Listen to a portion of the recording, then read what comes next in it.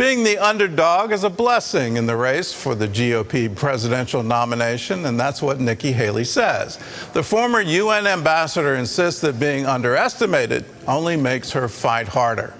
In an exclusive interview with CBN News, Haley talked about the border crisis, gender wars, and the GOP field. Her main message, the need for America to return to God.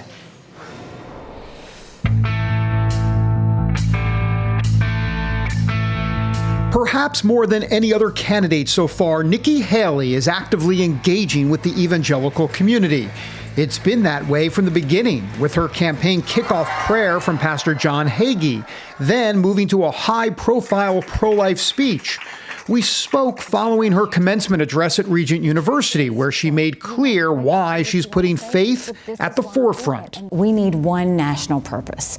We need to go back to faith, family, country. That's what's always served us well, and we've got to bring that back together. She says the left's obsession with trying to break down traditional gender roles in all aspects of society are having the opposite effect. We are doing such a disservice to this generation. We have got to stop this. We've got to snap out of it. In our interview, she also took Florida Governor Ron DeSantis to task over his dispute with Disney.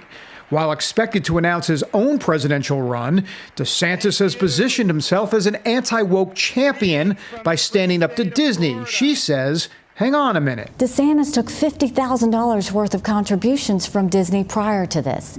He took their executives and lobbyists and put them on prominent state boards.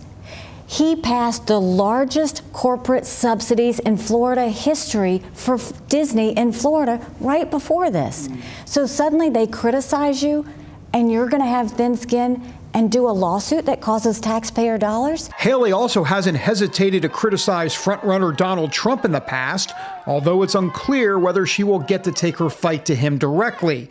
With the first GOP debate getting close, Trump may not be on that debate stage after all. It's his decision to make. I think that, at the end of the day, he probably sees that it would do him more harm to get on a debate stage than not. Why, to give folks like you and others oxygen? Well, I think that, at the numbers he has now, why would he go get on a debate stage and risk that? But, he'll have to make that decision when he wants to. And at the end of the day, I think the American people will want to see him on that stage. A lot of folks are saying, they look at the polls, they go, look, this is Trump. I mean, he's going to be the nominee. What's your reaction to that? Go look at any presidential election prior to this, at this point in time, and tell me if the polls didn't change dramatically a year from now. Another dramatic change coming up deals with America's illegal immigration problem. This week, it's expected to get much worse when the policy of expelling migrants due to COVID concerns ends. We've had 4.8 million since Biden came in. You're going to have almost 500,000 a month come in?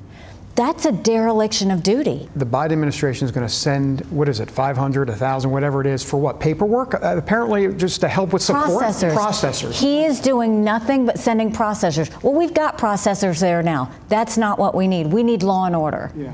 We've had enough processors up until now. Haley hopes voters will see her tough-as-nails approach, and in turn, she'll move up in the polls. I have been underestimated in everything I've ever done. And it's a blessing, because it makes me scrappy. David Brody, CBN News, Washington. Well, don't underestimate her. I really admired what she did as our UN ambassador, and she stood up to some heavy fire. So we will see our presidential campaign begin.